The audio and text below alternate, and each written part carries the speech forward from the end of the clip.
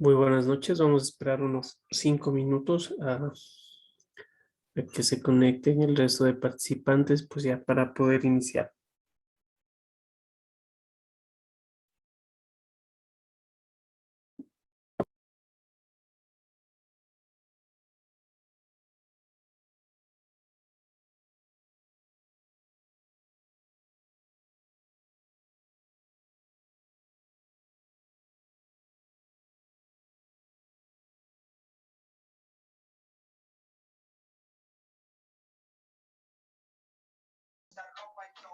Buenas noches.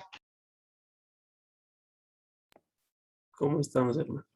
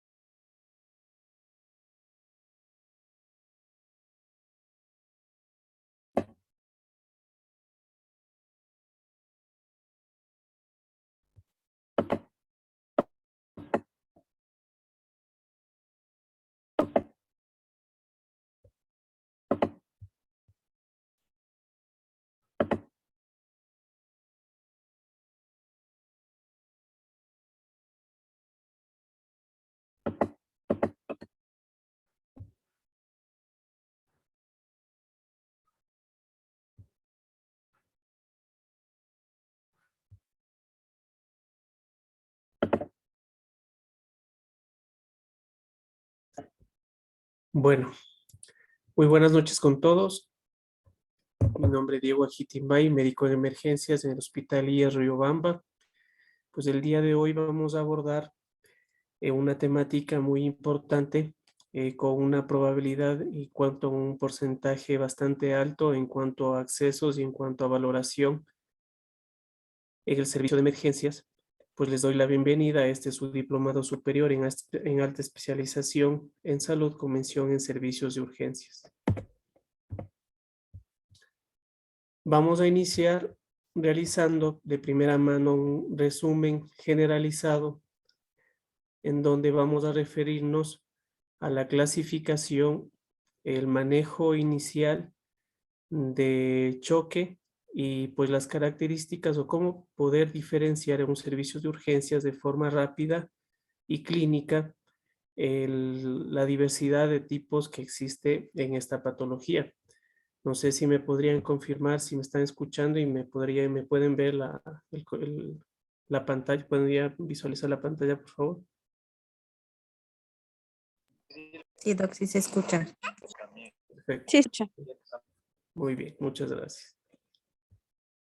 Iniciamos entonces.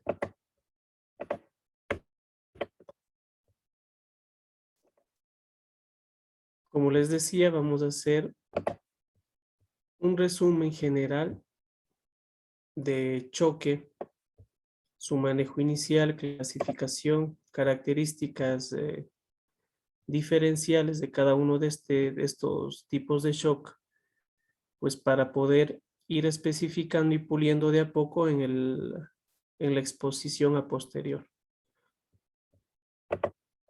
Perfecto.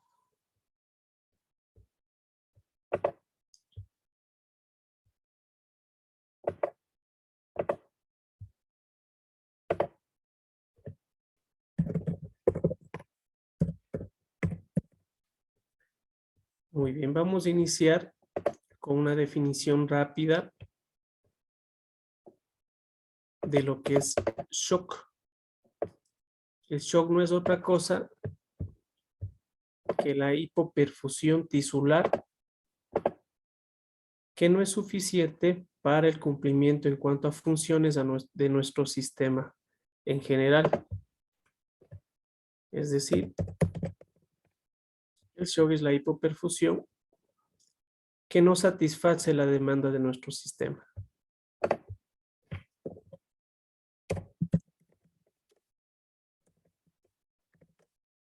Como concepto. Existen características importantes del shock. Son 3 y son las siguientes.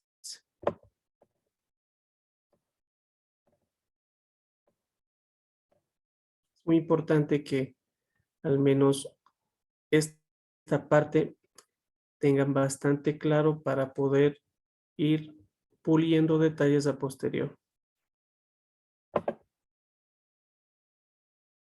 En cuanto a sus características o características principales,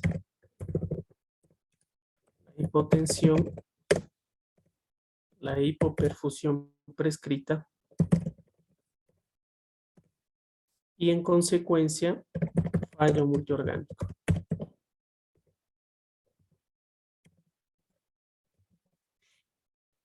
Esto en cuanto a sus características. En cuanto al manejo inicial, debemos realizar 2 pasos determinantes en el manejo inicial en urgencias del shock. El primero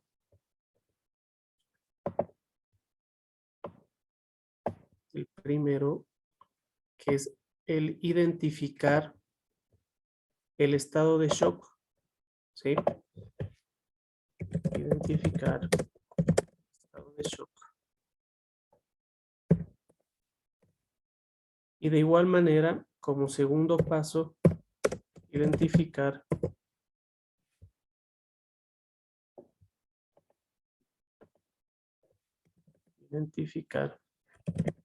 la causa.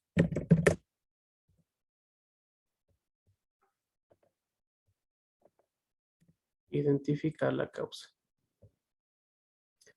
Esto en cuanto a los pasos iniciales en todo paciente que tengamos una presunción de esta patología. En el manejo, según el ATLS, sobre todo en pacientes politraumatizados en general, en el manejo se recomienda, en el manejo inicial, se recomienda la verificación de la porción circulatoria de la vía aérea y de la porción respiratoria.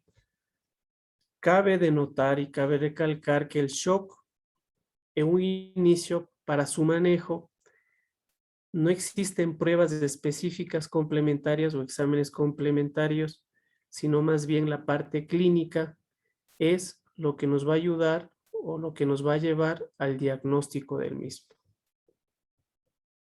A más de esto, es importante hacer un recuento fisiológico en donde vamos a recordar que la presión arterial es igual a gasto cardíaco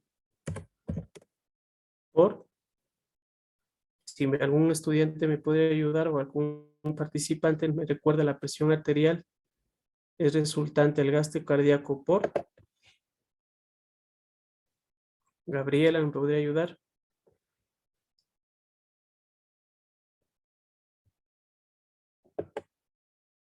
Gabriela, Cristina, Vanessa, Dana, Roberto, ¿podrían ayudar?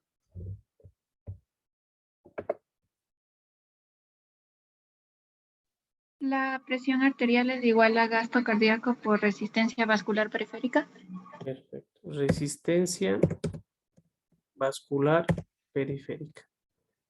Muchas gracias. A su vez, es importante también recordar que el gasto cardíaco depende de dos factores muy importantes. La frecuencia cardíaca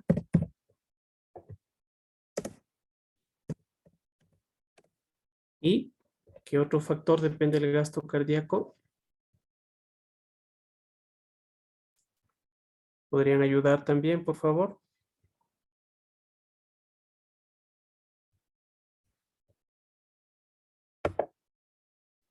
Roberto, ¿me podrías ayudar?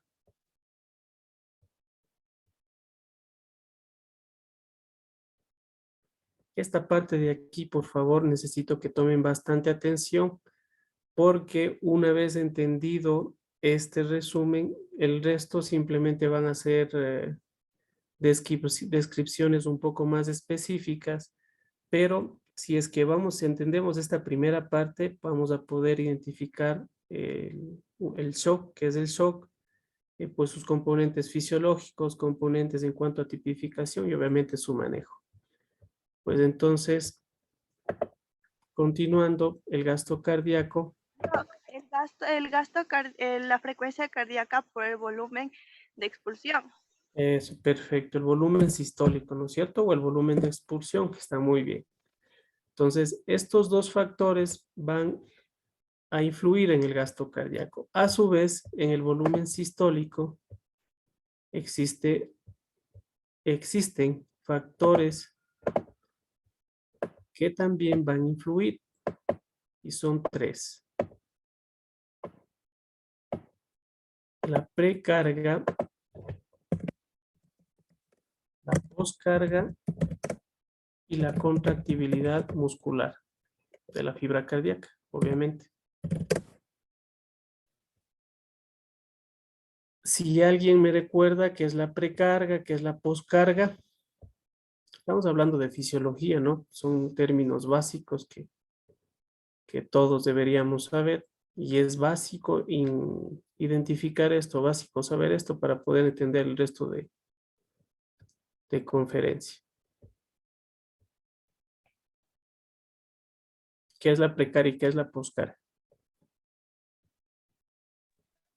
La carga sería el volumen que tiene que vencer la sangre en el ventrículo antes de ser expulsado. Es el izquierdo y el derecho, y la poscarga se trataba de la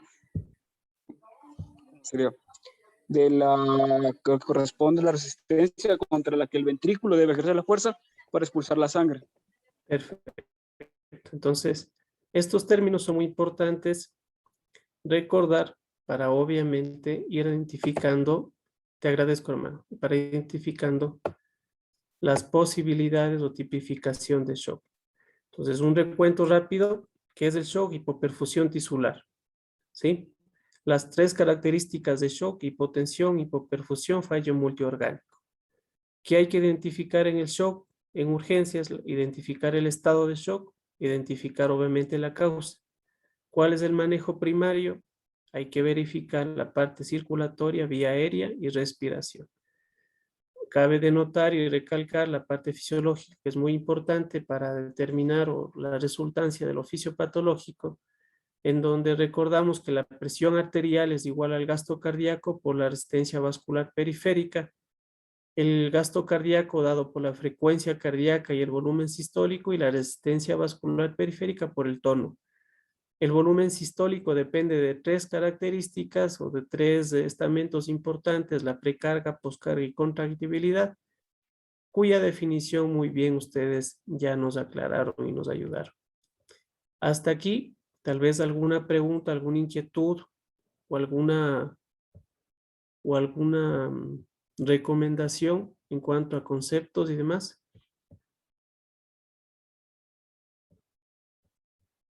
¿Está claro?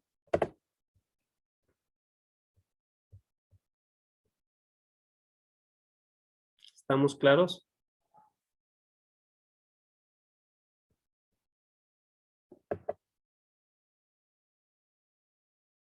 ¿Me escuchan?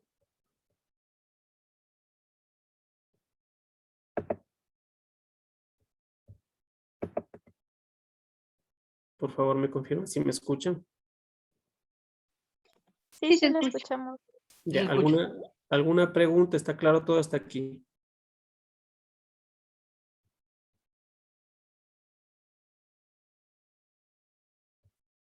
Bueno, continuamos.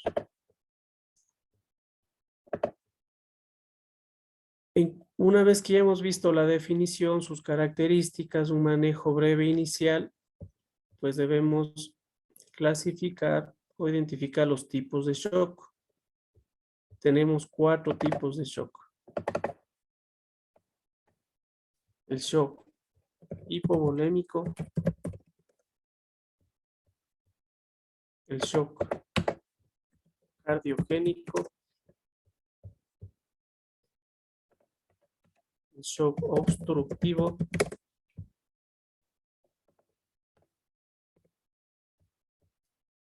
y el shock distributivo.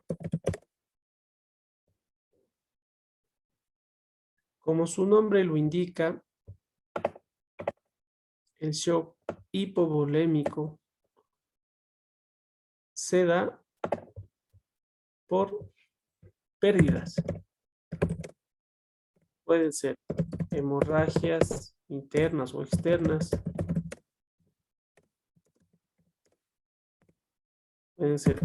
Pueden haber pérdidas gastrointestinales.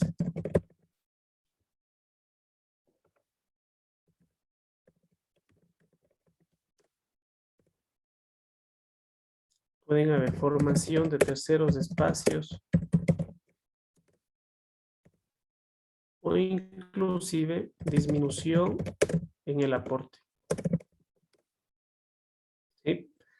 Entonces, como características o el origen del shock hipovolémico se dan por pérdidas, pueden ser hemorragias internas, externas, pérdidas gastrointestinales, formación de terceros espacios.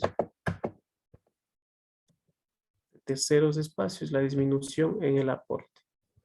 ¿Sí? En cuanto al cardiogénico,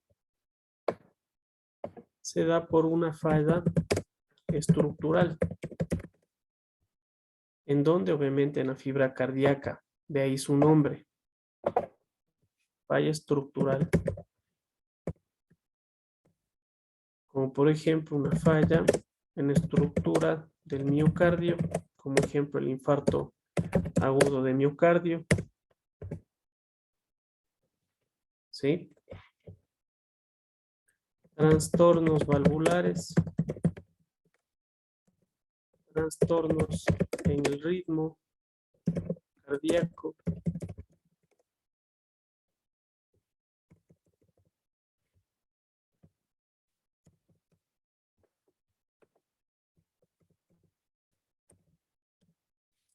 que define el origen de este tipo de shock cardiogénico. En cuanto al obstructivo, hay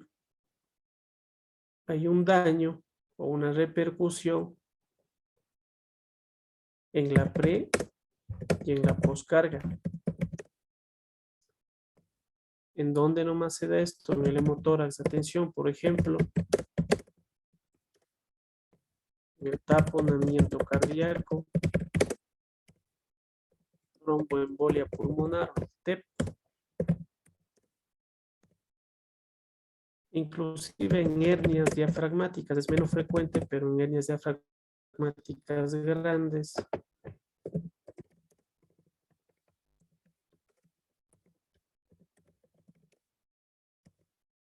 Y además también, y se visualizó mucho en esta pandemia, la ventilación mecánica. ¿Sí? Esto en cuanto al obstructivo. En cuanto al distributivo, en este hay vasodilatación y aumento en la permeabilidad vascular. Aquí hay tres tipos muy importantes en el distributivo. Uno es el neurogénico.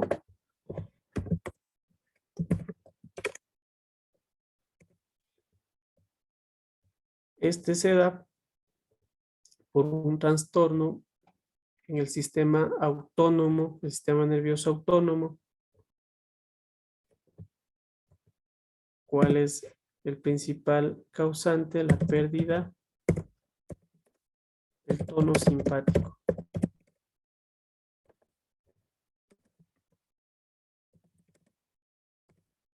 Ejemplos: trauma vértebro medular,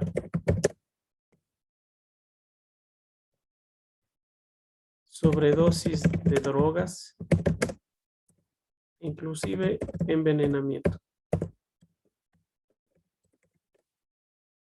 En cuanto a este tipo de shock distributivo neurogénico.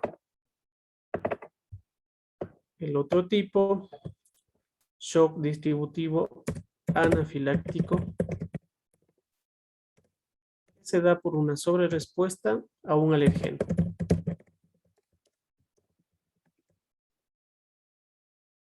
Por último, el más importante, séptico,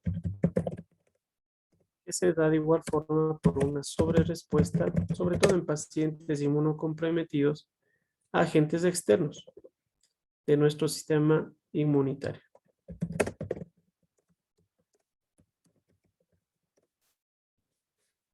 Muy bien, entonces recapitulemos el shock, hipoperfusión tisular, clasificación del shock hipovolémico, cardiogénico, obstructivo y distributivo. El hipovolémico por pérdidas, ejemplos, hemorragias internas, externas, pérdidas gastrointestinales, formación de terceros espacios, disminución en el aporte o la ingesta en cuanto a hidratación. El cardiogénico se da en sí por una falla estructural, como por ejemplo del miocardio. Dentro de estos, el ejemplo más común, el infarto agudo de miocardio. Existen trastornos valvulares inclusive o trastornos en el ritmo cardíaco que pueden originar este tipo de shock. En cuanto al obstructivo, hay una alteración de la pre y de la poscarga. Ejemplos de motor de atención, taponamiento cardíaco, tromboembolia pulmonar, heridas diafragmáticas o ventilación mecánica. Vamos a dibujar corazoncito para hacerlo un poco más pedagógico esto. Corazón, sus 4 cavidades, los pulmones. Estamos hablando del shock obstructivo, ¿no? Pulmones, por ejemplo, en el hemotórax de atención, el neumotórax de atención, vemos que esta lesión va a ocasionar un desplazamiento del mediastino y una alteración, obviamente, en la pre y en la poscarga de las 4 cavidades en el corazón. Taponamiento cardíaco, como sabemos, el corazón está envuelto en pericardio. Esto va a ocasionar de igual manera una alteración en la pre y en la poscarga. Hernias diafragmáticas, en las hernias diafragmáticas de ventilación mecánica, sobre todo, se va a ver afectado el corazón o cavidades derechas del corazón, que obviamente van a afectar y producir el shock o la hipoperfusión tisular, que ocasiona un fallo en el funcionamiento sistémico. Tal vez hasta aquí alguna pregunta.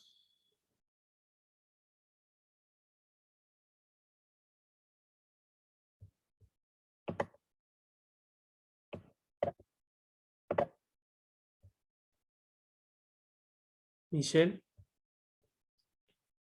¿Alguna pregunta tal vez? ¿Está entendido todo? ¿Podrían confirmar? No, Doc, ninguna pregunta. Entendido. ¿Está entendido? Sí, doctor, está claro. Perfecto. Entonces, ahora vamos a ver cómo diferenciar cada uno de estos tipos de shock. ¿Sí?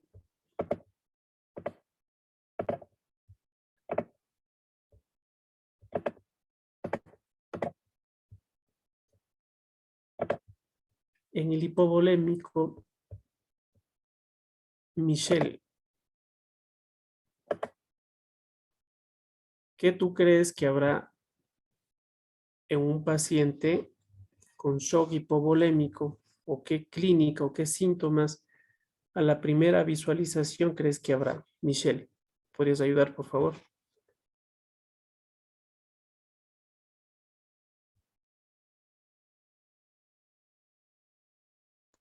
Podría ser piel fría. Imagínate ahorita estás en el servicio de emergencia, llega un paciente en la ambulancia del ECU, tú le recibes. Tienes una presunción, ya luego de visualizarle al paciente, tienes una presunción de shock, le diste el manejo inicial, viste la parte circulatoria, está hipotenso. Viste la vía aérea, normal, respiración, taquipneico. Identificaste la causa, es un paciente politraumatizado que está con sangrado activo en extremidades. Identificaste la causa y pues ahora identificas ya el tipo de shock, vamos hacia el hipovolémico. En este paciente, a primera vista, en la parte clínica, ¿qué tú podrías encontrar? mm, Con todas las características que te nombro.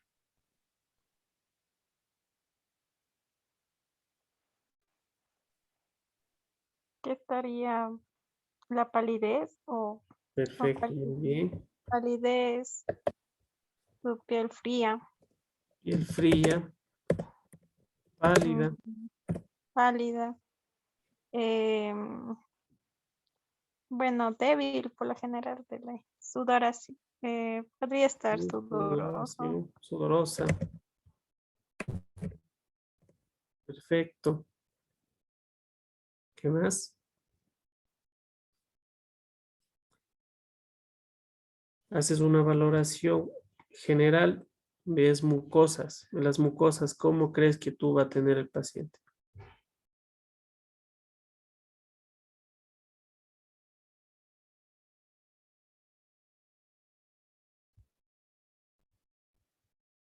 Michelle. Secos, Mucosas secas. ¿Algo más?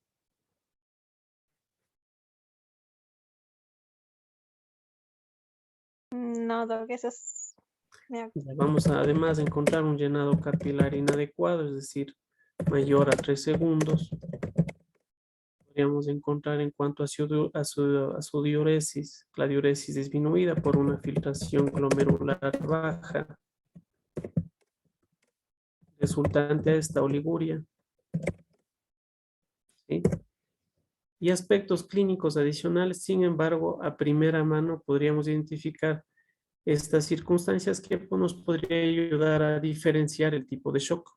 Shock hipovolémico, como es pérdidas, una buena historia clínica, pues muy fácil de identificar. ¿Sí? En este tipo de shock hipovolémico, vamos a ver que la presión está baja, el gasto cardíaco por ende tiene que disminuir, perdón, y la resistencia vascular periférica aumentar para tratar de disminuir el daño de órgano diana. Eso ya vamos a ir viendo en la fisiopatología. Perfecto en cuanto al shock hipovolémico. El shock cardiogénico, si alguien, algún voluntario me podría ayudar, ¿qué podemos encontrar en un paciente la parte clínica que podemos encontrar en este tipo de pacientes con shock cardiogénico. Igual, doc, pues, A ver, Edison, por favor.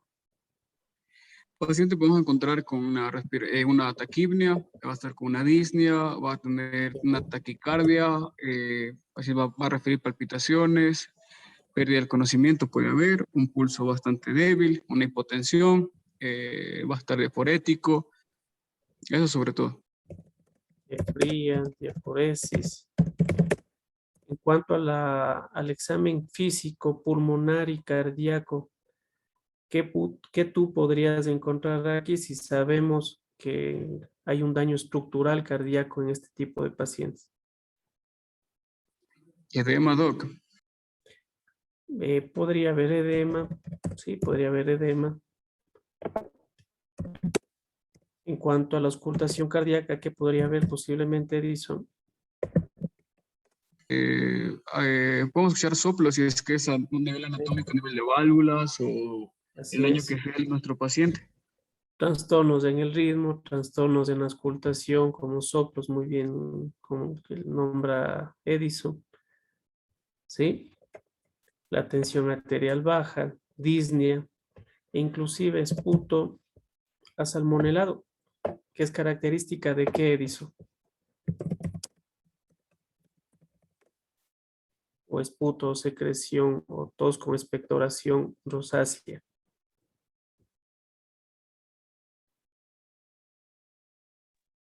Puede ser una hemorragia pulmonar, ¿no? El edema pulmonar más que hemorragia, ¿sí? Edema pulmonar por congestión y por falla de cavidades derechas, ¿sí? Gracias, Kate. Entonces, son características clínicas que nos van a ayudar a enfocarnos un poco a la tipificación del shock cardiogénico. Muchas gracias por sus aportes, chicos. Seguimos. El shock obstructivo. Aquí recordemos que los desencadenantes son algunos, como el hemotórax, atención. En el hemotórax, atención, ¿qué podemos encontrar clínicamente en un paciente?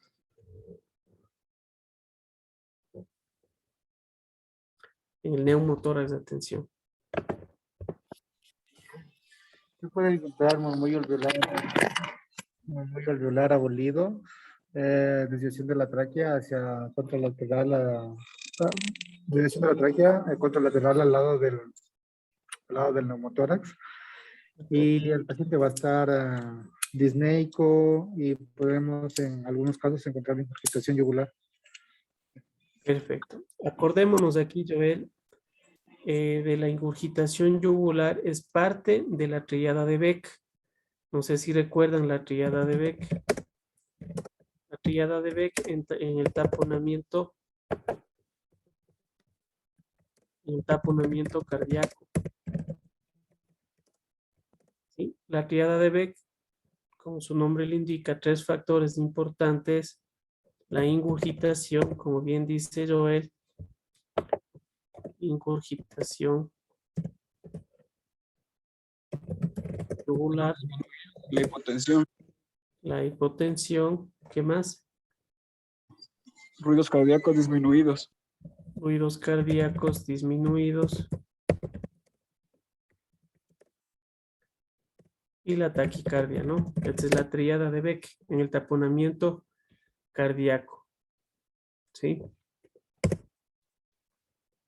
Como bien decías, en el hemotórax de atención puede haber una disminución en el pulmón ipsilateral o el pulmón de lesión, con el hemitórax de lesión, disminución de los ruidos pulmonares. En el taponamiento cardíaco, esta tríada de Beck.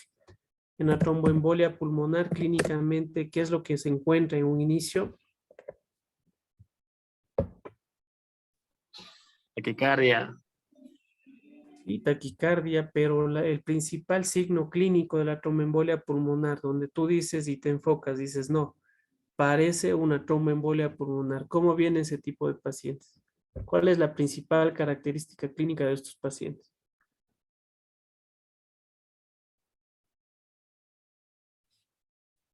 ¿Alguien recuerda?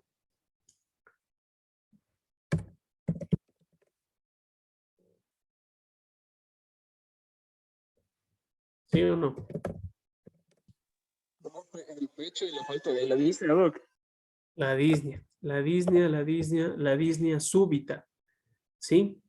Pacientes con disnea súbita y obviamente algunos antecedentes que hay que buscar en historia clínica, pero disnea súbita, hasta demostrar lo contrario, tromboembolia pulmonar. Acuérdense que en la tromboembolia pulmonar hay un score o una escala que nos ayuda a acercarnos o a determinar si es que positivamente estamos dentro de la tromboembolia pulmonar o no, que es la escala de Wells. Por favor, apunten eso que les va a servir mucho en la parte médica de urgencias y pues nos va a ayudar a hacer el diagnóstico diferencial.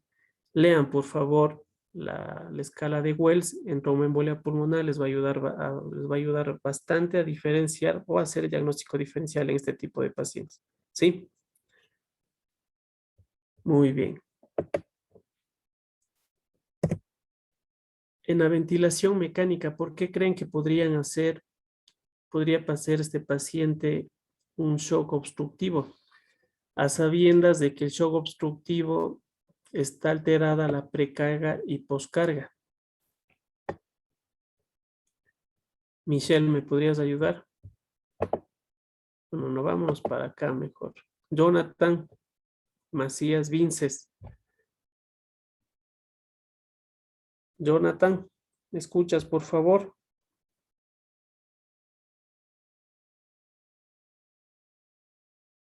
Jonathan, ¿me escuchas? Rodolfo Solórzano.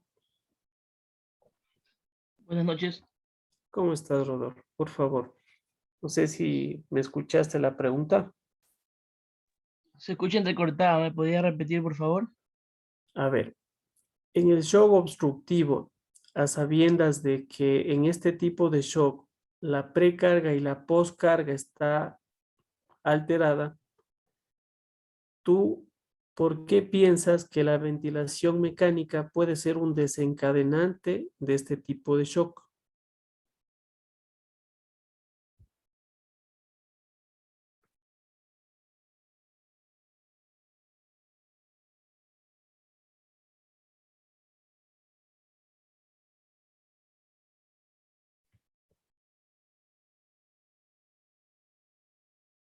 Jonathan, ¿te quedaste dormido?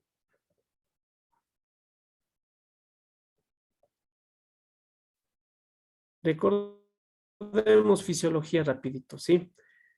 La precarga está dado por la presión venosa media, sí, por la presión venosa media sistólica, menos la presión de la aurícula derecha. Si existe una diferencia o la diferencia o el resultante de esta se encuentra alterado, como por ejemplo en la ventilación mecánica por un aumento de la presión alveolar o el aumento de la presión en vasos sanguíneos pulmonares, va a ser como resultante, va a ocasionar una falla de bomba derecha y por ende, como está alterada la pre y la poscarga, por ende va a ocasionar como alteración o como resultancia un proceso de hipoperfusión tisular o shock. ¿Sí? ¿Entendido, Jonathan?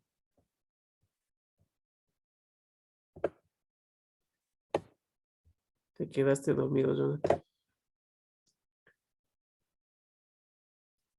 Bueno, sigamos.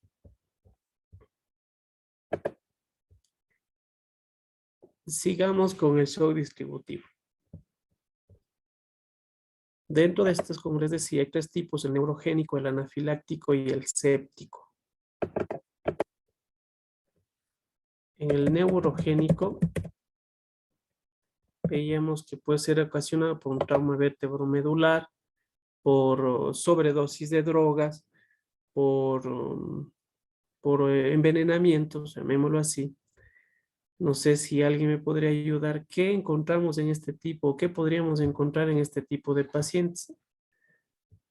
A más de los signos vitales alterados, obviamente, porque estamos dentro de la patología o dentro del shock, que ya sabemos que es una alteración de la presión arterial por hipoperfusión celular, inclusive disminución o hipoxemia, disminución de la presión de oxígeno. Pero clínicamente, ¿qué podríamos encontrar en este tipo de pacientes?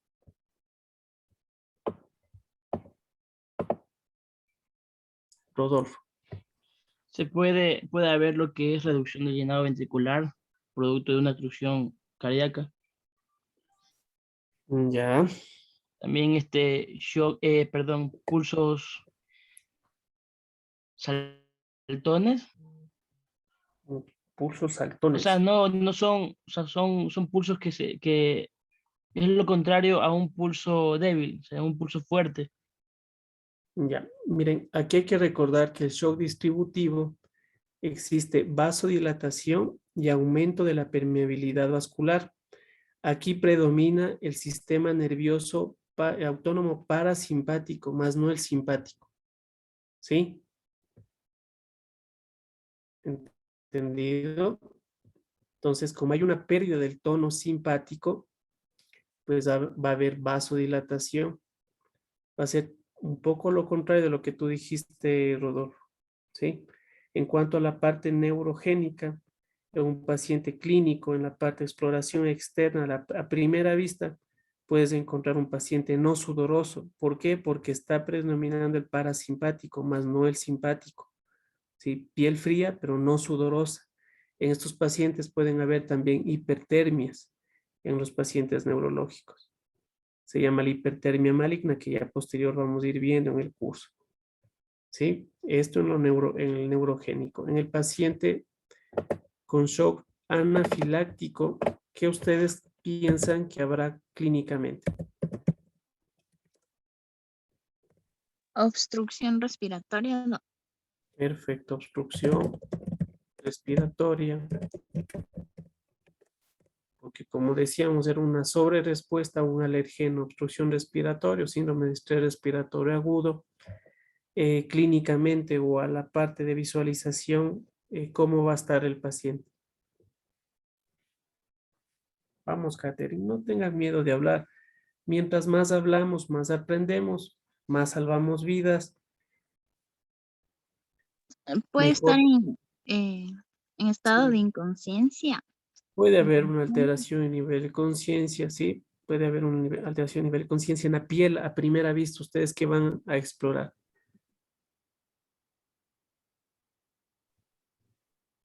Si estamos hablando que la anafilaxia es una reacción autoinmunitaria o es una sobrerespuesta del sistema inmunitario a un alergeno o alergia, ¿qué podemos La, encontrar en la piel? la piel va a estar asolada. Urticaria, sí, escuché por ahí urticaria, Catherine, sí también podríamos encontrar algún tipo de alteración morfológica o externa en piel, pero principalmente urticaria, piel roja, ¿sí?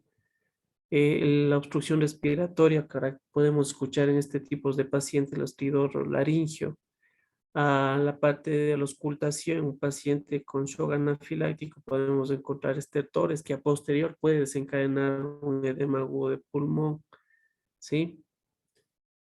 Algo más tal vez que se les ocurra. Es importante también pues definir que en este tipo de shock anafiláctico hay una alteración de la estructura muscular lisa y por ende va a haber náusea, va a haber vómito, va a haber deposiciones diarreicas, puede haber deposiciones diarreicas y toda la sintomatología en sí causada por un alergeno. ¿Entendido? ¿Entendido hasta aquí? Tal vez alguna pregunta. Doc, una pregunta. Claro. ¿Por qué cuando una persona tiene una picadura de abeja, lo más probable es que le dé el shock anafiláctico a alguien que sea alérgico a eso? ¿Cuál es la primera reacción o debido a qué se da al veneno? O sea, el veneno que llega al torrente sanguíneo. Bueno, sí no es un veneno, no, se llama la apitoxina. Hay muchas personas que tienen una respuesta luego de una primera exposición, una sobrerespuesta del sistema inmunitario a la apitoxina. Entonces, la apitoxina lo que ocasiona es un desencadenamiento inflamatorio generalizado que pues ocasiona este tipo de sintomatología. No todo paciente hace shock. Puede hacer una reacción alérgica, puede hacer anafilaxia, pero no shock anafiláctico. E inclusive ahora, según las nuevas guías, la anafilaxia ya está considerada inclusive solamente la presentación de lesiones en piel. Ya se le considera como anafilaxia. Ya cambiaron las guías y normas, inclusive en cuanto a las reacciones alérgicas o a la anafilaxia. Entonces, la apitoxina es la que causa este desencadenamiento o la sobreestimulación del sistema inmunitario. Y pues en ocasiones en pacientes a una segunda o tercera exposición puede, claro, desencadenar por vasodilatación y aumento de la permeabilidad, pueden desencadenar shock. ¿Sí? Ah, ya, gracias, doc. Perfecto, Kate. Muchas gracias a ti. Y por último, como les decía, uno de los más importantes, los más vistos, que por lo general los menos abordados correctamente, es el shock distributivo séptico. En un paciente con shock séptico, ¿qué podrían ustedes encontrar clínicamente?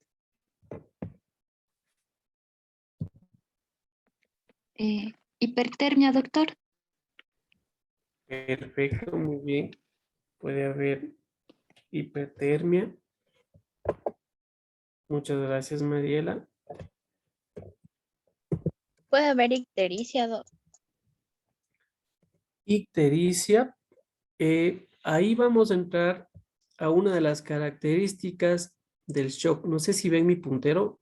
¿Pueden ver mi puntero? Hipotensión, doc. Fallo multiorgánico, ¿sí? Bueno, me voy primero a la pregunta de ictericia que me hicieron. Ictericia, claro que puede haber por un fallo multiorgánico hepático, ¿sí? Puede haber ictericia, así es. Hipotensión, obviamente, porque es una de las características de las 3 de shock. Si estamos hablando de shock séptico, obviamente van a haber este tipo, pueden haber los 3 tipos, uno de los 3 o 2 de los 3, las 3 características de shock, ¿sí? Entonces, en cuanto al séptico, hipertermia, perfecto, estamos hablando de la parte clínica en general, cómo llega un paciente a su servicio de emergencia y ustedes pueden identificar rápidamente para poder hacer un tratamiento rápido y pues obviamente salvar la vida de este paciente. ¿Qué otra característica clínica en un paciente con shock séptico podríamos encontrar?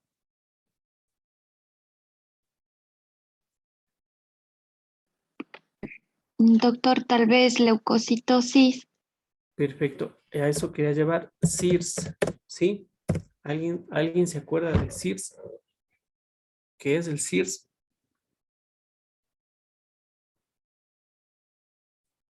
¿Qué parámetros toma en cuenta el SIRS?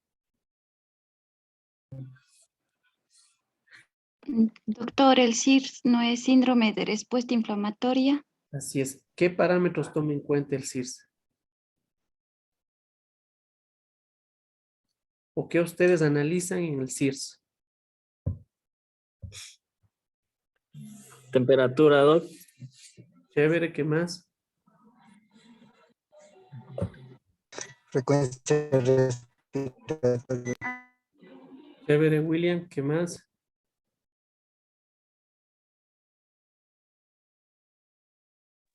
Frecuencia respiratoria y tensión arterial.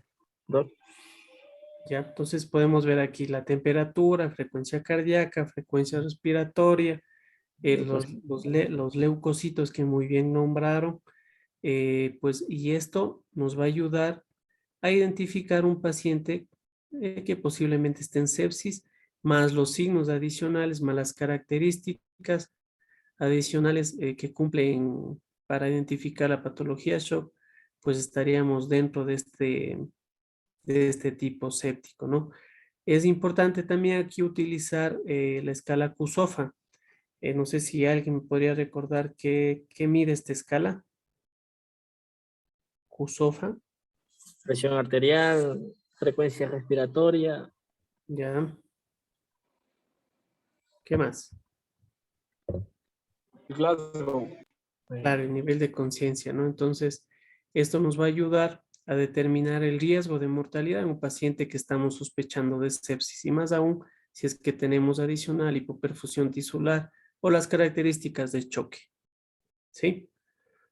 Entonces, hasta aquí.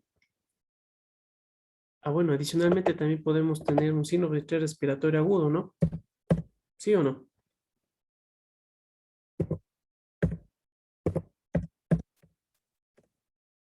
Un shock séptico. ¿Podemos o no tener, Catherine, un síndrome después de estrés respiratorio? Sí, doctor. ¿Por qué, Catherine?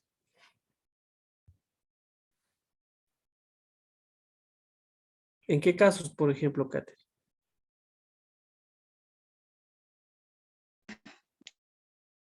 En el caso donde hay la falla pulmonar, una neumonía puede ser. Así es, un proceso infeccioso que afecta el parénquima pulmonar, ¿sí? De origen, obviamente, séptico, ¿no? De origen bacteriano, viral, fúngico inclusive, que pueden ocasionar este tipo de alteraciones de hipoperfusión. Entonces, muy bien, hasta aquí. No sé si tienen alguna pregunta. Vamos a hacer una recapitulación bastante rápida. El shock, hipoperfusión, perdón, aquí no me dicen que he puesto mal. Es hipoperfusión, ¿no? No hiperperfusión. Hipoperfusión tisular. Hipoperfusión tisular. Las tres características principales: hipotensión. ¿Qué más?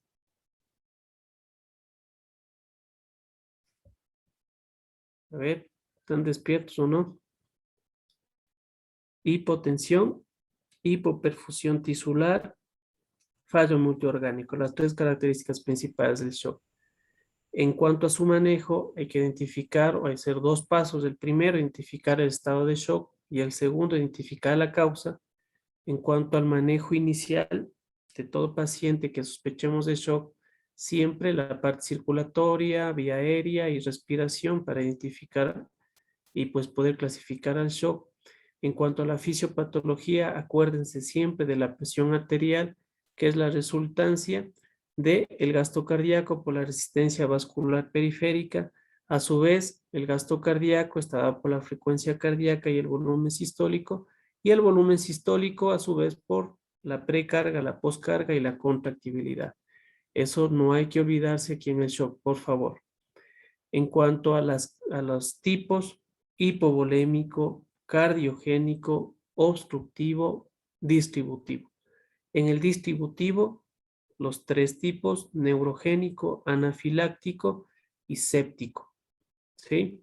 Con sus variantes, con sus referencias o diferencias clínicas para poder identificar los mismos.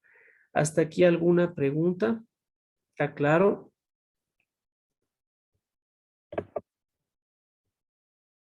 Joel, Katherine, Edison, William, Mariela, Vanessa, Dana, Diana, Roberto. No me hagan tomar lista porque Sí, doctor. Está claro, Sí, doctor. está entendido todo, doctor. perfecto. Fácil, ¿no es cierto? Por lo general, el shock siempre nos ha abrumado durante la carrera de estudio, de posgrado. Sin embargo, como ustedes ven, el inicio, definiciones y clasificación es bastante fácil, ¿no? Esto en sí es la totalidad del tema. Sin embargo, vamos a seguir para poder pulir ciertas novedades nada más, y sobre todo enfocarnos al manejo del shock según medicina basada en evidencias y cómo actuar. ¿Entendido?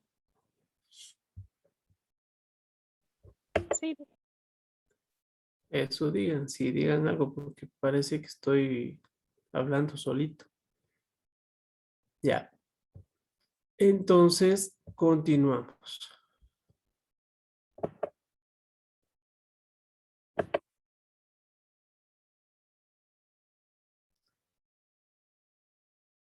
Continuamos.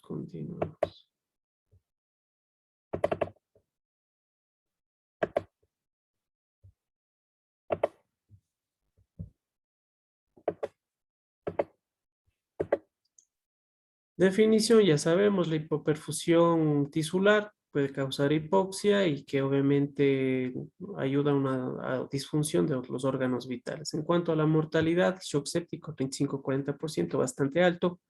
Shock cardiogénico de 60-90%. Nuevamente les recuerdo esto que es muy importante, la presión arterial está dada por el gasto cardíaco y la resistencia vascular periférica, a su vez el gasto cardíaco por volumen sistólico y la frecuencia cardíaca, el volumen sistólico por la precarga, la contractividad y la postcarga.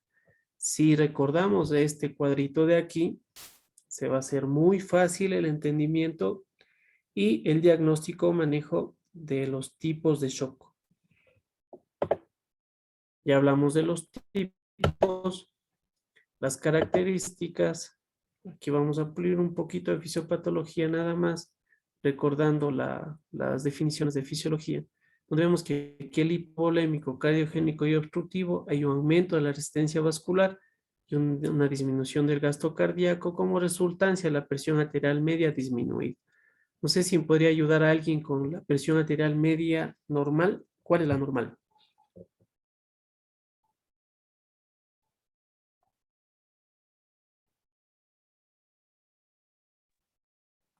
¿120/80, doc? La presión arterial media. Tal vez no escucharon muy bien. Ajá.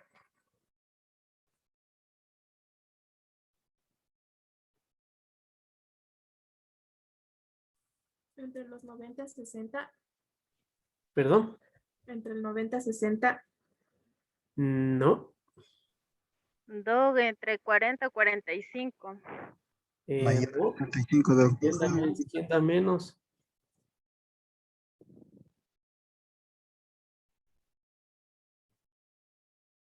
¿Quién da más? ¿Quién da menos?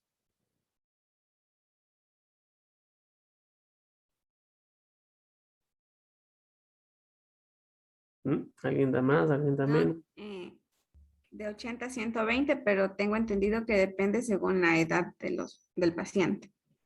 No. Recordemos que la presión arterial media, para eso necesitamos un cálculo, ¿sí? Pueden copiar el cálculo o pueden consultar, ahora tenemos todo con internet.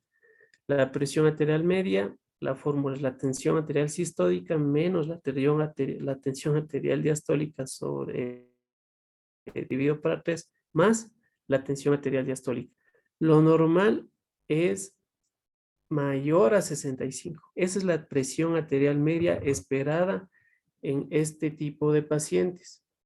Eso hay que saber y tener muy en claro. Ya vamos a ver en medicina más evidencias por qué.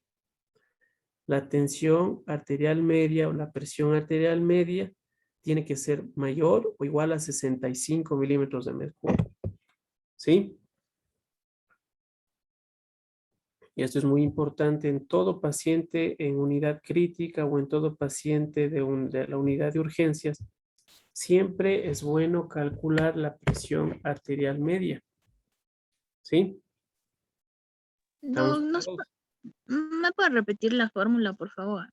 Ya, la tensión arterial sistólica menos la tensión arterial diastólica sobre 3 más la tensión arterial diastólica. ¿Sí?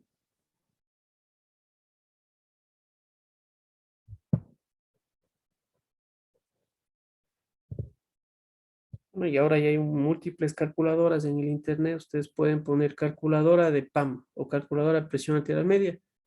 Ahí les va a pedir la sistólica y la diastólica y les va a dar el resultado. Ahora hay un montón, infinidad de aplicaciones, infinidad de calculadoras automáticas que ya ni siquiera es necesario saber la fórmula en sí.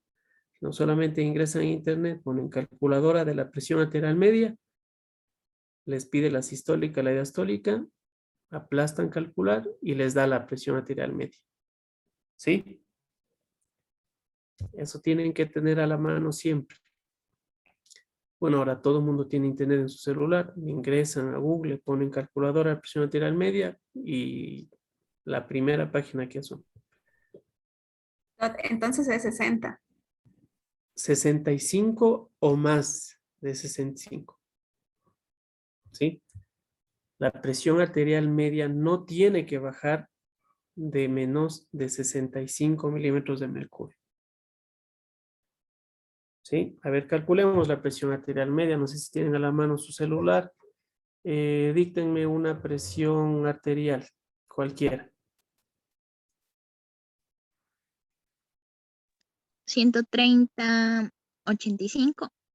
Ya pueden hacerle de la fórmula que les indiqué o pueden ingresarse a internet, pongan calculadora de la PAM, les va a salir la primera página, pongan calcular y él da el resultado. De esta presión, la presión arterial media es de 100 milímetros de mercurio. Mayor de 90, normal. De mayor de 65, perdón, normal. ¿Sí? ¿Estamos de acuerdo? Pongamos una presión arterial baja, pongamos una sistólica de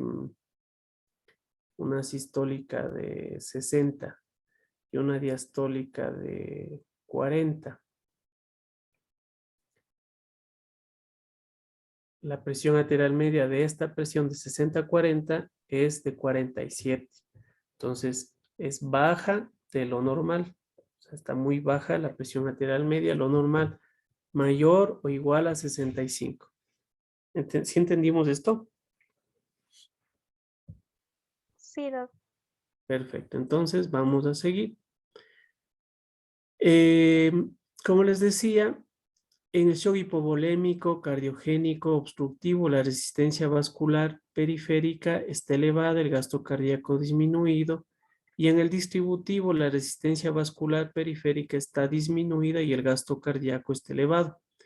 Todo consecuentemente da un resultado de la presión arterial baja o la presión arterial media baja, menor o igual, menor a 65 milímetros de mercurio. Esto ya da sintomatología sintomatología pre-shock gracias al desencadenamiento de una respuesta neuromoral y metabólica en donde se eliminan o se segregan sustancias múltiples como catecolamina, la aldosterona, la hormona antidiurética, y de igual forma hay una redistribución de la perfusión tisular para evitar daño del órgano diana. Y en el shock hay una mala perfusión, como les decía, las características, 3 características del shock: mala perfusión tisular o la hipoperfusión tisular, lesión tisular, fallo multiorgánico, ¿no? Aproximación terapéutica.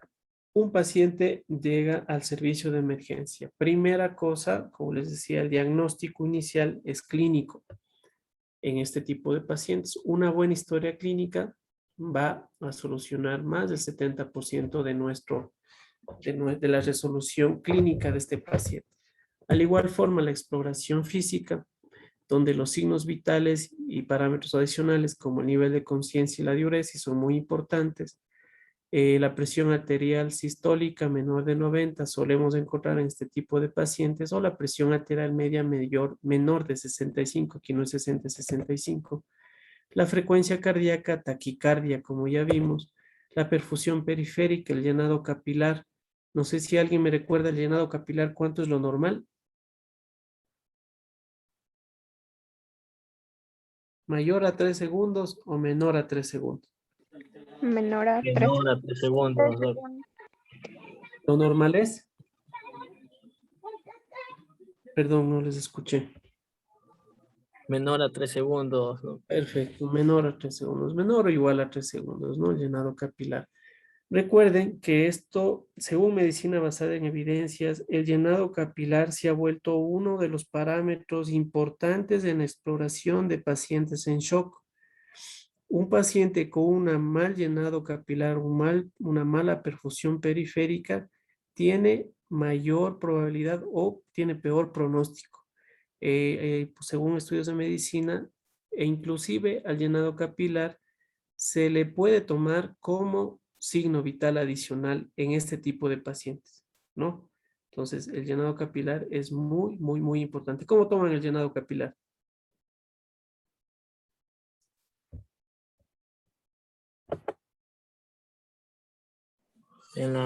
Especialmente en las uñas de las manos, Doc. Sí, en una región de la parte distal de extremidades, sobre todo en la región braquial, presionamos el dedo no es con forma de pinza y verificamos el llenado capilar, es decir, la recuperación de coloración o el tiempo que demora al recuperarse el dedo una vez posterior a la presión de los dedos en pinza de nosotros hacia el paciente. ¿No? Yo creo que sí, sí está claro eso, ¿no es cierto? O alguien no sabe cómo tomar el llenado capilar. Díganme nomás.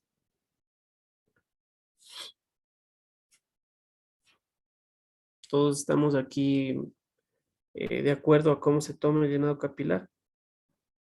Sí, doctor. Chévere. Seguimos la frecuencia respiratoria. En ocasiones puede haber taquipnia, más no por una resultancia de lesión a nivel pulmonar, sino más bien por una compensación de una acidosis metabólica. Entonces, pues hay hiperventilación por acidosis metabólica, más no por daño de lesión pulmonar. Antes de eso, una perfusión periférica. El ATLS recomienda que cualquier paciente herido en cuanto a traumas que esté frío y taquicárdico sea tomado en cuenta como shock, hasta demostrar lo contrario, ¿sí? Nivel de conciencia, agitación, confusión, estupor y coma, como vimos en las diferentes clasificaciones, y obviamente en la diuresis, como por ejemplo en el shock hipovolémico, va a haber oliguria o disminución por resultancia de la disminución de la filtración glomerular. Exámenes complementarios, hemograma, tiempos de coagulación, electrolitos, función renal, los gases arteriales, sobre todo el lactato. En el diagnóstico, como ya les decimos, como les dije en un inicio, los dos pasos principales, reconocer la presencia y identificar la posible causa. Y el tratamiento tiene que ser precoz.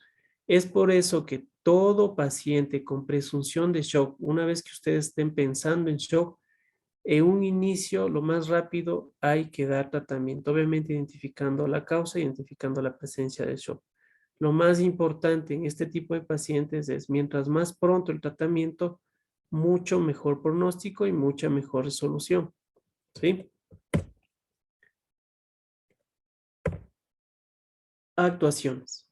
Vía venosa. ¿Qué piensan ustedes? ¿Una periférica o una central? Una vía central. ¿Qué creen que sea mejor? ¿O qué creen que debería tomarse como primer acceso en un paciente con shock? Una central, ¿no? En el anafiláctico puede ser la central, Ya, ¿por qué crees que en el anafiláctico la central? porque existe obstrucción respiratoria. Ya, Puede ser. Podríamos, en el hipovolémico también, bueno, compensaríamos más rápidamente la pérdida de electrolitos. ya, Por ejemplo, en el shock hipovolémico podremos tomar 2 vías periféricas de gran calibre. perfecto, ya, muy bien. Ahí estamos acercándonos mejor. Esto es muy importante, esta pregunta en todo servicio de emergencia tienen que ustedes hacerse, ¿vía periférica o vía central? La vía central tiene sus beneficios, la vía periférica tiene sus dificultades.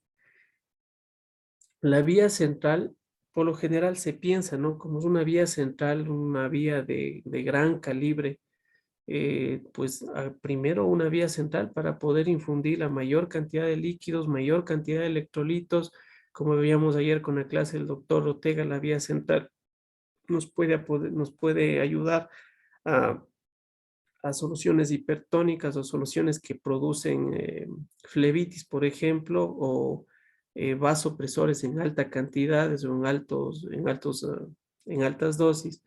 Sin embargo, esta sería, ¿no? Pues, entre comillas, sería la vía más adecuada. Sin embargo, en cuanto a actuación en emergencia entre periférica y central, 2 periféricas más que suficiente a una central. Acuérdense que la vía central no es emergencia, ¿sí? La vía central puede esperar. Si tenemos 2 vías periféricas, como nos nombraba su compañera, que está excelente, 2 vías periféricas de un calibre adecuado, tranquilamente podemos ayudar al restablecimiento de esta hipoperfusión tisular por cualquier tipo de evento, sea shock anafiláctico, hipovolémico, sea cardiogénico. Recordemos, 2 vías periféricas más que suficiente antes que una central.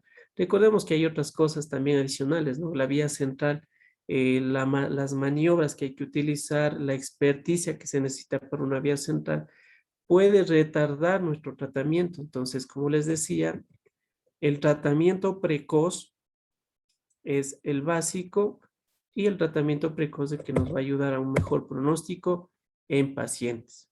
Entonces, ¿vía periférica o central? Vía periférica. Perfecto, vía periférica. La vía aérea es muy importante, como les decía en la evaluación, el CAB, circulatorio, vía aérea, respiración, una oxigenación importante, ventilación mecánica, si en el caso necesita. Esto vamos a ver en el curso de BLS y ACLS que vamos a hacer práctico a posterior, cuando necesitan ventilación mecánica un paciente o no, cuando solamente oxigenoterapia. Pues, pero es importante una vía aérea permeable. En tercer lugar, el volumen. En el shock se habla bastante de la fluidoterapia.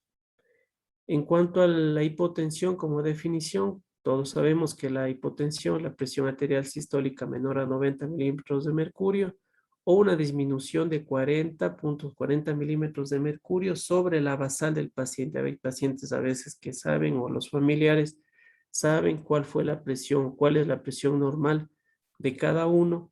Y pues en ocasiones en historia clínica esto nos puede servir de mucho para saber cuál es la presión arterial normal de pacientes, ¿no?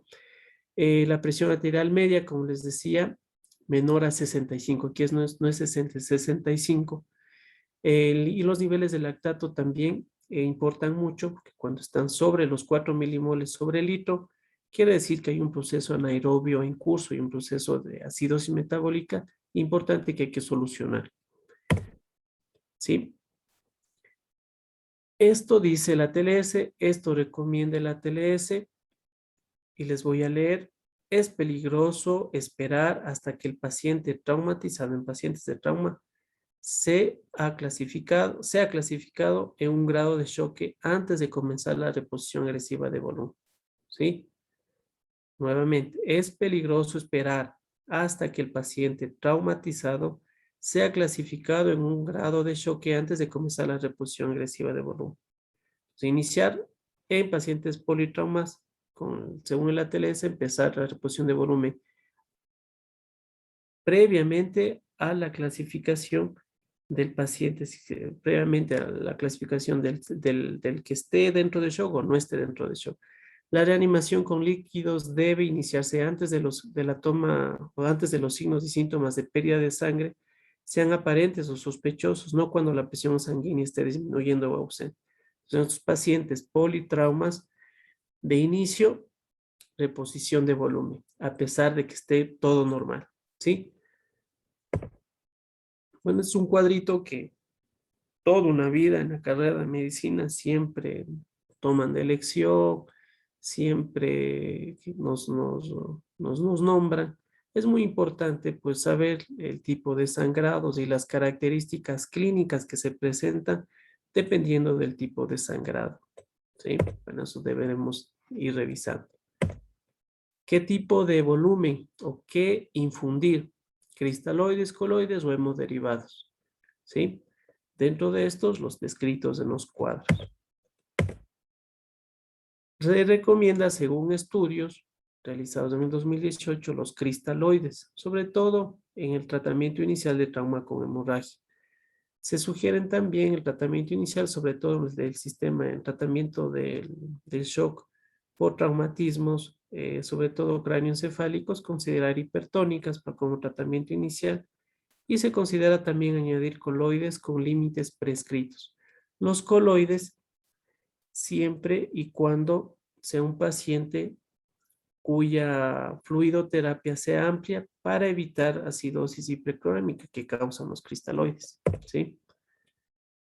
El suero de primera opción, lactatorringe según el ATLS en pacientes politrauma. En segunda opción, la solución salina.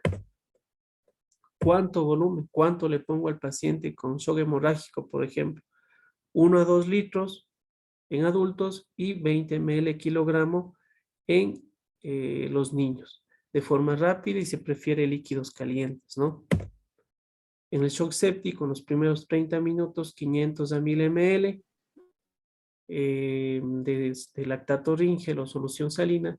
En la primera hora subsiguiente, cristaloides de 20 a 30 ml hora y en las siguientes horas de 500 a 1000 ml hora. Es muy importante tomar atención. Los hemoderivados, concentrados de Matías, plasma, plaquetas. El objetivo en cuanto a la hemoglobina en nuestros pacientes es de 7 a 9. Nunca olvidarse esto. En cuanto al plasma fresco, congelado, hemorragias masivas de 10 a 15 mililitros por kilogramo, ¿sí? Después, en función a la coagulación y a la cantidad de sangre transfundida. Plaquetas, mantener por encima de 50,000 o de 100,000 si es que el paciente está en hemorragia grave o traumatismo cráneoencefálico.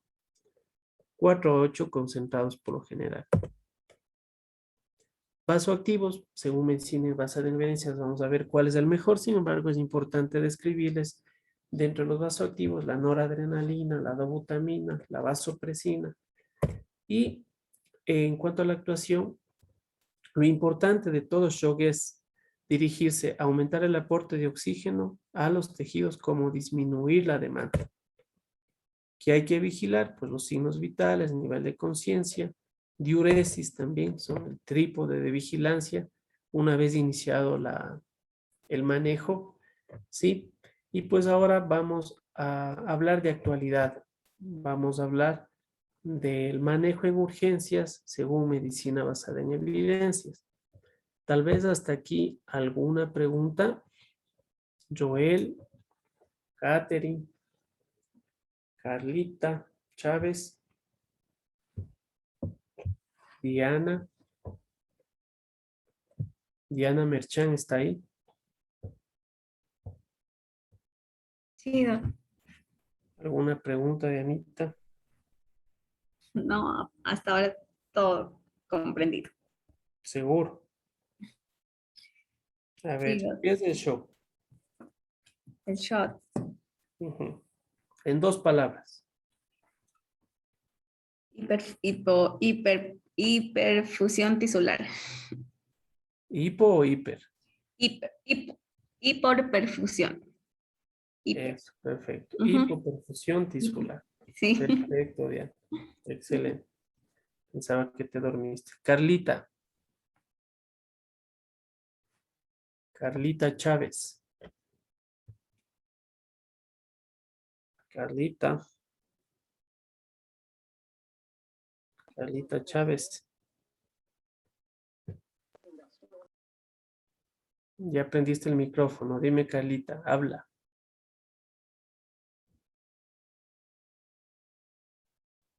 Carlita.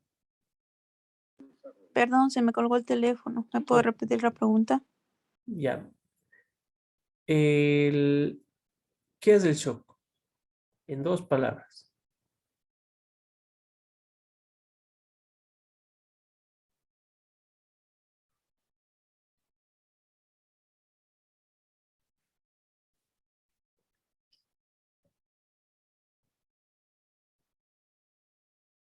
Se bloqueó otra vez. Catherine, ¿qué es el shock?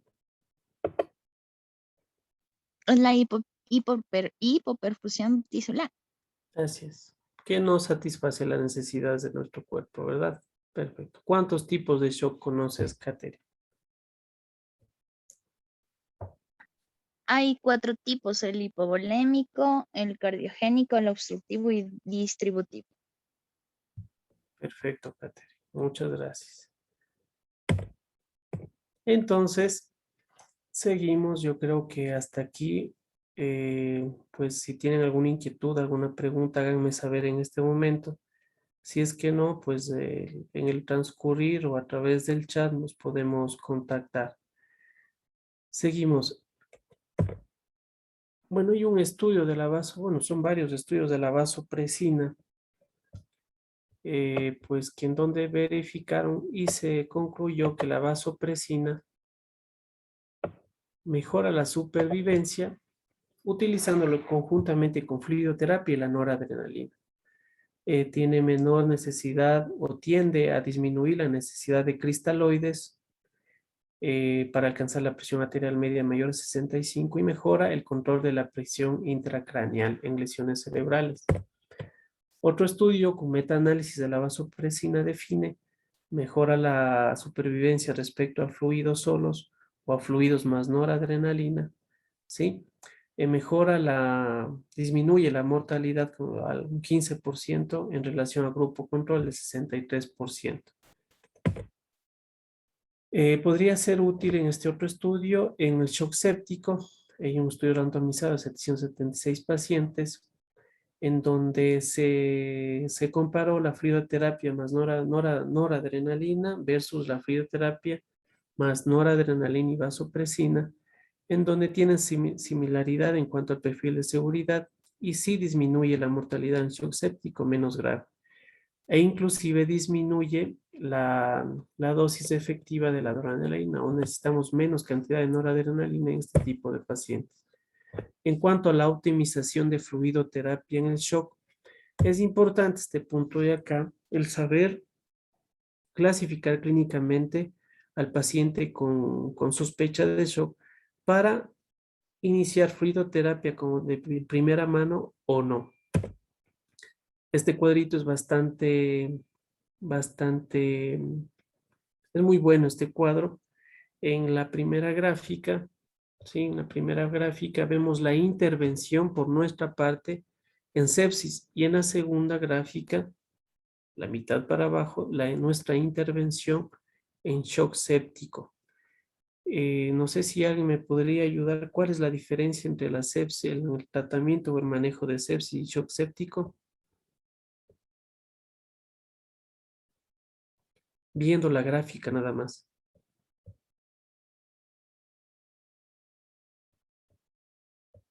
¿Alguien?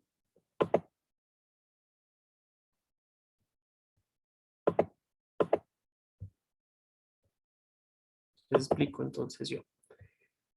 En sepsis, de primera mano, antibiótico terapia. Fluidoterapia concomitante y, si hay necesidad, vasopresores. En shock séptico, antibiótico terapia de primera línea, ¿sí? De amplio espectro.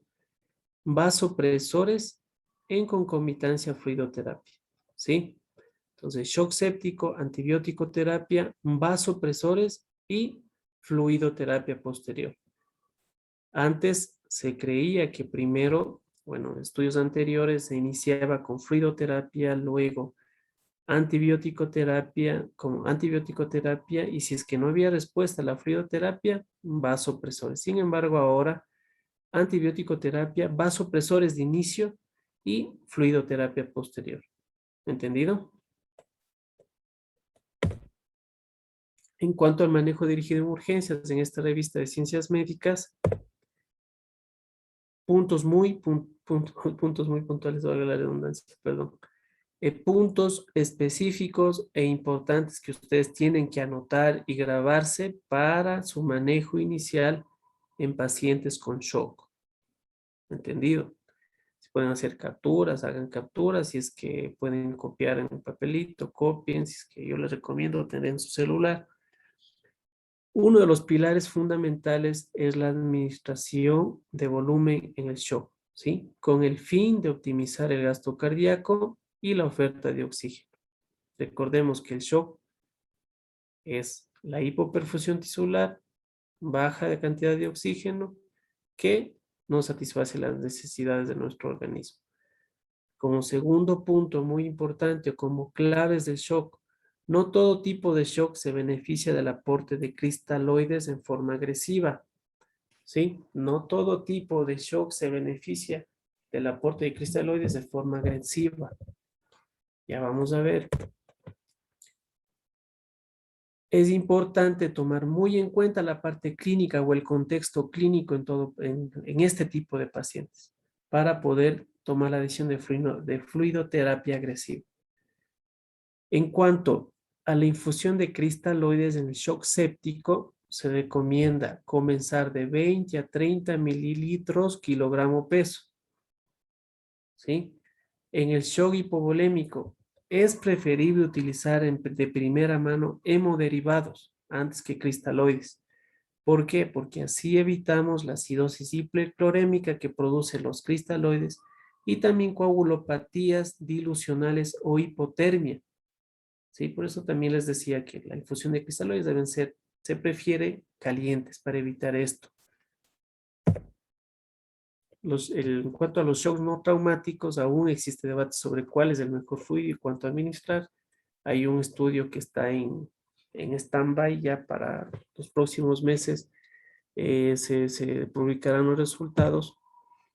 Como estamos todavía en el curso, les he de contar. En el shock cardiogénico, ¿sí? Es deleterio el uso o la administración de volumen. En el shock cardiogénico. En el shock distributivo, en donde fácilmente requieren de 3 a 6 litros, recordemos que el shock distributivo puede ser séptico, anafiláctico, neurogénico. La administración inicial puede ser insuficiente, inclusive 20 ml kilogramo peso. Los cristaloides son nuestra alternativa de elección. Hay maniobras también que nos hemos ido olvidando y practicando en los servicios de emergencia, pero son muy importantes realizar el PLR, que es la maniobra de elevación pasiva de las piernas. Es una medida no invasiva, rápida y reversible, ¿sí? El objetivo, como les nombraba en un inicio, de la presión arterial media es mayor a 65. Si conseguimos una presión arterial media mayor de 65, pues estamos tranquilos y vamos bien en el control y en el manejo inicial de pacientes con shock. El vasopresor o el medicamento de vasopresor de elección es la norepinefrina, ¿sí? De dosis inicial 0.05 a 0.2 microgramos kilogramo minuto, ¿sí? ¿Entendido? La vasopresina, como segundo medicamento asociado a norepinefrina, ayuda a mejor manejo, sobre todo en el shock séptico, a dosis que no debería superarse el 0.04 unidades internacionales minuto. Recordemos que la vasopresina, también llamada la hormona antidiurética, ¿sí? Se puede utilizar en este tipo de patologías según medicina basada en evidencias. En relación a los inotrópicos, en el shock cardiogénico, la dobutamina es la droga de elección. La dobutamina en shock cardiogénico, la droga de elección. Y bueno, son 3 casos muy fáciles que con todo lo que hemos señalado en este tiempo, pues fáciles de responder, fáciles de analizar. No sé si alguien de ustedes me podría ayudar con el primer caso. ¿Qué tipo de shock? Solamente necesito el tipo de shock. ¿Qué tipo de shock es el primer caso, el segundo caso y el tercer caso? Con eso me siento bastante tranquilo. Ya en la clase práctica que vamos a hacer en meses posteriores, ahí vamos a analizar más la intervención. Identifiquemos en primer lugar. Así ganémonos al menos un puntito en la prueba final. Quien quiere ganarse, no sé si nos podrían ayudar.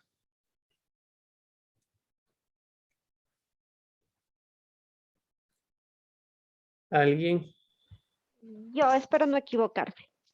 Si te equivocas, mucho mejor. Así aprendemos. Ok, doctor.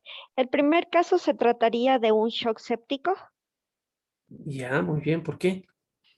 Porque tenemos datos importantes como por ejemplo la temperatura.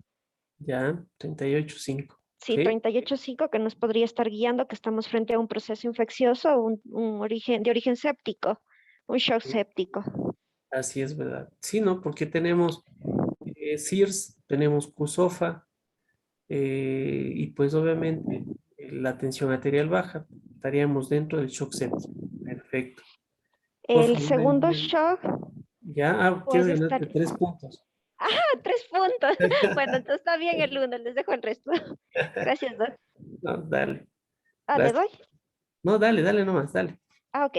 El segundo shock podría tratarse de un cardiogénico. Ya, ¿por qué?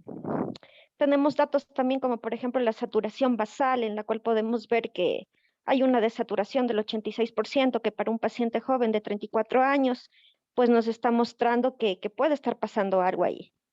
Ya, sí, puede ser ese. O lo que dices tú, sí puede ser un obstructivo. ¿Y qué patología estaría dentro del obstructivo? Sí, también podría ser un obstructivo, patologías de tipo pulmonar, Sí, una tromboembolia pulmonar podría un ser una disnea tromboembolismo pulmonar, súbita, exacto. disnea súbita, frecuencia respiratoria alta, desaturando, hipotenso, Ah, un sí, obstructivo tenemos también, taquimia ¿verdad? también. Ajá, Ajá. perfecto, muy bien. Y en el último, Y el último sería un shock hipovolémico. El así, paciente está estuporoso, hipotenso, pálido, frío. eso, perfecto. Entonces, perfecto. ¿Cómo te llamas? Karina Tinajero. Karina Tinajero. Te agradezco, Karina. Y mira que, y todos dense cuenta que no tenemos una historia clínica amplia en cada uno de estos casos. Sin embargo, con orientación inicial, podemos dar con pocos datos, sumamente pocos datos, ir con un triaje, podríamos dar ya un diagnóstico, ¿verdad? Entonces, eso es muy importante, el entrenarnos, el guiarnos para, pues, obviamente, identificar los dos pasos iniciales, que es identificar la causa e identificar el tipo de shock, ¿sí? Entonces, son datos clínicos pequeños, pero importantes, que debemos tomar muy en cuenta en nuestra valoración tótem para poder dar un buen tratamiento y un tratamiento sobre todo precoz. Bueno, yo creo que hasta aquí, no sé, bueno, les pregunto, ¿tienen alguna inquietud?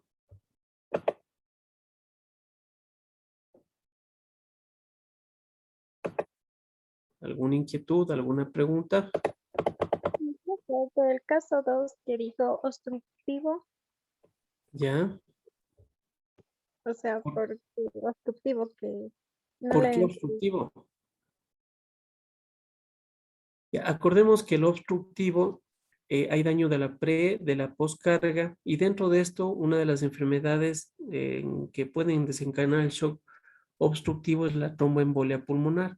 Paciente joven, 34 años de edad, bueno, no sabemos ningún antecedente de trombosis venosa profunda, no sabíamos tampoco si había disnea o no súbita, sin embargo, tenemos una frecuencia respiratoria alta y una saturación de 86%, que en una persona joven es bastante extraño. También podríamos pensar en un cardiogénico, como bien dijo su compañera, por ser una persona joven, no sabemos si es obeso o no, tiene antecedentes cardíacos o no. Sin embargo, la frecuencia respiratoria, cardíaca y saturación, bastante extraña en este tipo de pacientes según el grupo etario.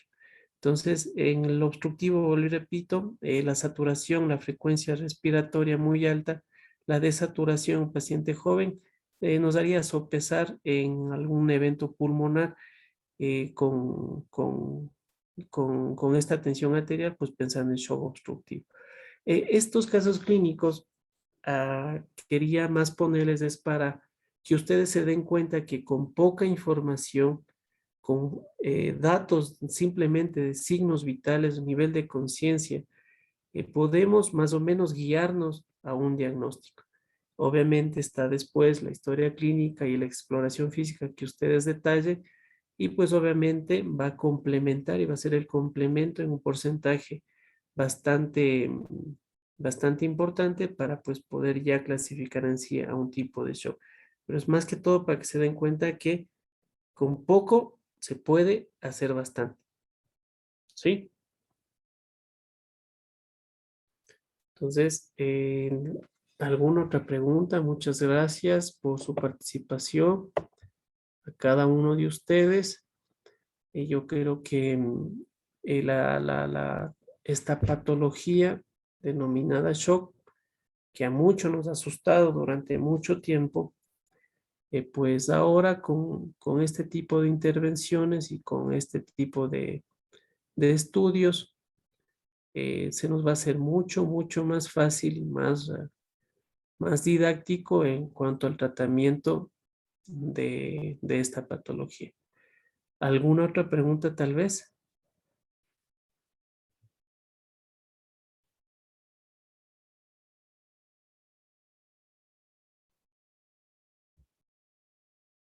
¿Cuánto quedó el Barcelona ayer?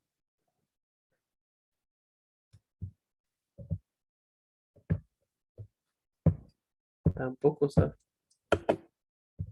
No sé, Rodolfo, ¿cuántos puntos me va a dar? Te ganaste 0 en la lección final. Ya, locos. Bueno, les agradezco infinitamente por su participación. Estaremos en las siguientes clases de igual forma realizando este tipo de intervención interactiva. Pues es un gusto bastante enorme poder aportar con poco, con un grano de arena para su intervención y sobre todo el objetivo, el salvar vidas en cada una de nuestras intervenciones. Vuelvo y repito, mi agradecimiento entero por su participación, por su atención y pues estaremos viéndonos en las próximas intervenciones. Un gusto, una excelente noche. Cualquier interrogante que a posterior pueda suscitar a través del medio de la plataforma o a través del grupo de WhatsApp podemos ir respondiendo más inquietudes que se vayan suscitando. Les agradezco, que tengan una muy buena noche.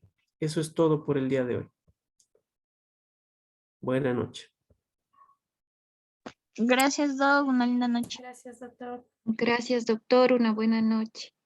Gracias, Doc. Gracias, Doc. Una buena noche. Gracias, doc. Sí.